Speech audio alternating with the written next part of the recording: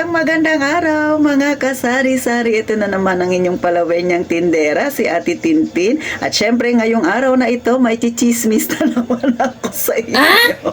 Hayaan nyo na si Ate Tintin na laging nakangiti. Gusto ko lang maging masaya rin kayo habang nanonood kayo ng vlog sa akin. Hindi naman yung aantok-antok kayo mga kasari. Pero syempre, sa chichismis ko na ito ay alam ko, magiging kapaki-pakinabang ito. Lalo na sa mga tindahan na gustong dumami ang kanilang customer. Kaya abangan nyo yan mga kasari. At syempre, bago tayo mag-umpisa, huwag na kayong mahiya. Mag-subscribe na kayo kay Tintin, please naman. At syempre, i-like nyo na rin ang aking video kung may natutunan at may nakuha kayong idea. O mga kasari. At isabay nyo na ang notification bell na yan para pag nag-upload ako muli, abay, isa kayo sa unang makakakita sa pagmumukha ni Ate Tintin. Char lang. Syempre, isa kayo sa muna notify kaagad na may bago akong upload. At kung hindi kayo busy, pakishare naman mga kasari. Sana dumami pa tayong mga tindera, mga gustong magnegosyo ng ganito na magchismisan ukol sa ating negosyo.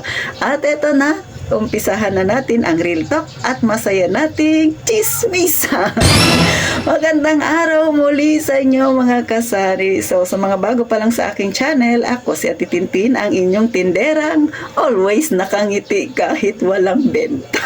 Huwag niyo nang pansinin. Alam niyo mga kasari, no? Tayong mga may tindahan, lagi nating pinapangarap na tumaas ang ating sales, dumami ang ating benta. Syempre, kasi pag marami tayong benta, malaki yung ating kita, and then mas mabilis nating napapaikot ang ating puhunan, ang ating laman ng ating tindahan. So, isa yan sa mga pangarap ng lahat ng mga tinderang kagaya ko, mga kasari. Pero syempre, may mga ups and down din tayong kinakaharap, lalo na kung ang tindahan ninyo ay kagaya dito sa akin, tabi-tabi kami. Syempre, isa sa problema paano ba tayo makakapagparami ng ating customer? Yan ang i-real talk natin ngayon. At syempre, ano ba yung kinakaharap nating mga tindera? Mga problema kinakaharap. Number one dyan, siyempre, nung nagtayo ako ng tindahan, hindi ko rin naisip yan na magiging problema ko yan. Kahit na maraming tindahan dito, wala yan sa isip ko. Basta ang nilagay ko sa isip ko, gusto kong magtayo ng tindahan. Yun ang first main goal ko. Nung nakapagtayo na ako, umpisa na ng pakikipagbaka. O bakit? Siyempre, kailangan mo magkaroon ng loyal na customer o kaya customer na bibili sa'yo. Marami kami dito. So, paano ako makakakuha ng customer ko? Ikaw ba? Yan din ba ang problema mo? Baguhang tindera ka. Napagdaanan ko rin yan. At hanggang ngayon, ay pinagdadaanan ko rin yan minsan. Kasi, alam niyo mga kasari, no? Aminin natin na hindi lahat ng customer na bumibili sa atin ngayong araw na ito, kinabukasan yan din yung bibili sa atin. Hindi ganun. Meron din naman na talagang diyan sa'yo bumibili. Pero aminin natin, minsan si customer nagtatry din yan sa iba bumili. Normal yun. Tayo nga, diba, mga tindera, pagka may bagong bukas na grocery store, nagtatry din tayo doon bumili kasi chinecheck natin kung saan ang mas mura, nagkakaroon tayo ng comparison. Diba, pagka nalaman natin na mahal, hindi na tayo babalik doon. Ganon din yan sa mga customer natin. So, pagka ikaw ay bagong bukas, ang pinakamainam para makarami ka kaagad ng customer ay first impression sa'yo. Number one ay presyo na naman, mga kasari. Kaya balik tayo sa pricing. Malaki talaga yung epekto ng pricing, mga kasari. Kaya kung ikaw ay bago pa lang sa pagtitindahan, o kahit na matagal ka na sa pagtitindahan, alam natin parehas na ang pricing, malaki ang epekto sa ating customer. Kaya kung ikaw, mag-uumpisa pa lang ng iyong tindahan, abay pag-aralan mo na ang tamang pagpipresyo. At syempre, isabay mo na rin yung pag-aralan dahil habang wala ka pang tindahan ay alamin mo na rin yung mga presyo ng magiging kakompetensya mo ngayon pa lang. Sinulsulan, di ba, ni Ate Tintin? Dahil real talk yan. Totoo yan. Alangan naman, bago ka sumugod sa labanan, ay susugod ka sa labanan, wala kang dalang armas. Kaya hindi ka pa sumusugod. Dapat may strategy ka na. Tama ba?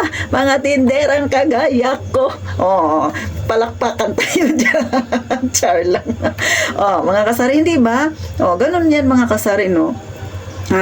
Hindi ka pa nag-uumpisa ng tindahan mo. inaalam mo na yung mga katabi mo magkano kaya yung presyo ng ganito. Para pagka ikaw ay nagtindahan na at naiisip mo malapit na ako at magtindahan, alam mo na ang presyo ng kapitbahay mo. So, ngayon makakapag-decide ka na magkanong porsyento ang ilalagay ko sa aking paninda para malaman ko kung magkano kagad ang kikitain ko. At syempre, makakarami ako ng customer. O pag nakita mo, halimbawa, dun sa kabilang tindahan, ay ang sardinas tag 25. At tapos nag-check ka na ngayon pumunta ka ng grocery store, di ba? Kasi magtitindahan ka na. 25 ang benta niya, ang puhunan ay 20. Ay, teka. Pwede ko yatang ibenta ito ng 24 pesos. See? Kasi may strategy ka na kaagad. Yan ang sinasabi ko. Mindset ba? Mindset mga tinderang kagaya ko, ha? O, di ba? So, malaki talaga ang epekto ng pagpepresyo, mga kasari. Kasi, yung kung ikaw magkakaroon ka ng tindahan, unang impression pa lang sa'yo, unang bukas mo ng tindahan, mahal ka agad ng paninda mo, hindi na yan magbalik sa'yo, sisi. Kaya, yan ang laging pakatandaan, lalo na kung ang tindahan mo bukas sara, abay, pagkakataon mo na ito, chance mo na ito na muling maging mabango sa yung customer, mga kasari. Siyempre, kung dati kang may tindahan, tapos nagsara ka, tapos nagbukas ka na naman, alam mo yung presyohan ng kapitbahay mo diyan, abay, eto na ang pagkakataon. Kapag nagbukas ka, abay, manindigan ka na, sisi, wag mo nang isara yan ulit. Tuloy-tuloy mo na. Yan ang hamon ni Ate Tintin sa mga may tindahang bukas sara. So, ganun na mga kasari, no? Talagang number 1 ang pricing, na. Next, syempre, pangalawa, mas simpleng tips lang ito na titintin, na bagamat ito ay ginagawa na natin, pero mas mainam pa rin i-refresh natin, ha. Number 2, pakikisama mo sa iyong customer. O kagaya kanina, mga kasari, ay chismis ko lang na naman, no. Naghuhugas ako ng pinggan. Alam niyo naman ang tindahan na titintin, ito lang sa gawin na yan na yung kusina ko. May customer ako. Habang nagtatanong siya, naghugas ako ng pinggan, sabi ko, baka anong bilihin mo? Nagtuturo siya. So, tinigil ko yung paghuhugas ng aking pinggan at hinarap ko siya. Sabi niya, magkano ito? Lahat na yata nang nasa harapan kong paninda na itanong niya na. At naisagot ko rin naman ng maayos. Alam niyo yung kinatapusan? Bigla akong tinalikuran, hindi bumili sa akin. Oh no! Sus Mariusep talaga, lahat na lang nasabi ko na sa kanya, tinalikuran niya ako. Anong ginawa na titintin? Huminga na lang ako ng malalim, mga kasari. Kung ikaw ba nasa kaganyang kalagayan, ano ang gagawin mo sa customer mo? Babatuhin mo ba? Yung inistorbo ka lang niya sa yung ginagawa, pero hindi naman siya nabili. Sa mga wala pang tindahan dyan, tatawa-tawa ka kay titintin, mararanasan nyo rin yan. Ikaw na dating tindera, ikaw na tindera ngayon, ha, na may tindahan. Naranasan mo na ba yan? Diba? Nag-effort pa talaga ako, naghugas ng kamay para harapin siya, tapos tinalikuran niya ako. Lahat na lang naitanong niya, mga kasari. Pero, mga kasari, no, kung may customer kayong ganyan, syempre nakakasira talaga ng umaga. Kagaya ako, maagang-maaga pa yun, ganun yung ginawa niya sa akin. Pero, hindi ako nagpadaig sa inis ko sa kanya. Kasi iniisip ko, isa lang naman siya sa customer na gaganyan sa akin. Although wala naman siyang mga mabigat na sinabi, no. Yun ang iniisip ko. Kasi pag nagpa-apekto ako sa inis ko, dahil maagang-maaga pa, syempre madadamay yung ibang customer. So wala namang kinalaman yung ibang customer sa'yo. Bakit mo sila idadamay? Dahil uminit ang ulo mo. Kaya mainam talaga na dapat, mga kasari, ay maging mahaba ang iyong pasensya sa customer mong ma-attitude. Mga kasari, ha? Malay natin, diba? Tanong-tanong lang yun, kaya nagbabalak rin magtindahan. Kasi bago lang yung mukha niya sa akin. Pero syempre, pinagsilbihan ko pa rin siya.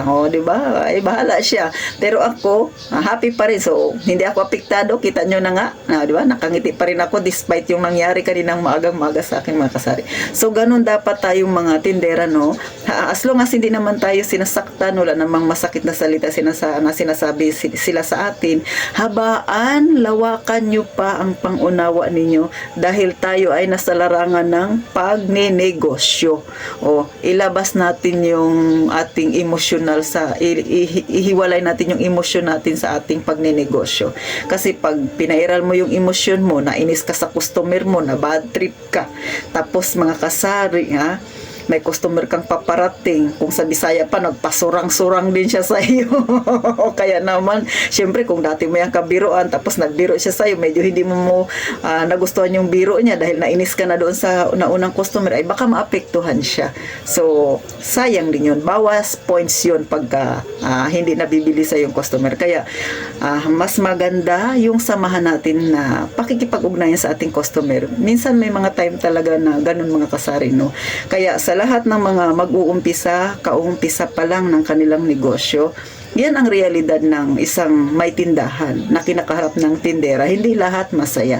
Pero gaya ng sabi ko sa inyo mga kasari, damputin ninyo yung pinakamainam sa sinasabi ni Ate Tintin. At yung sa tingin ninyo hindi applicable sa inyo, huwag ninyong kunin. Kasi ito ay based on my experience. Sineshare ko lang sa inyo. Ito ay babala mga kasari sa ibang tindera dyan. At syempre, maging alerto kayo sa inyong tindahan, mga kasari. Itong pag-share ko sa inyo, simpleng pag-share, mga kasari, no? Malaking may tutulong ito, may tutulong nito. Lalo na kung kayo ay medyo mainitin ang ulo. Ay, bakit? Ay, nakakainit naman ng ulo. Di ba, pagka ganon, lahat tinanong sa'yo, tapos nilayasan ka ni Honey, wala, tumalikod lang siya. So, ganon lang, ha? Inhale, exhale lang, mga kasari. So, paano? Hanggang dito na lang si Ate Tintin. Sana mga kasari may nakuha kayong idea at saka aral sa aking mga na-share sa inyo dito sa aking na-chismis sa inyo. Tandaan ha, ang pagtitindahan hindi lang yan basta nagkaroon ka ng puhunan. Mga kasari, hindi lang yan.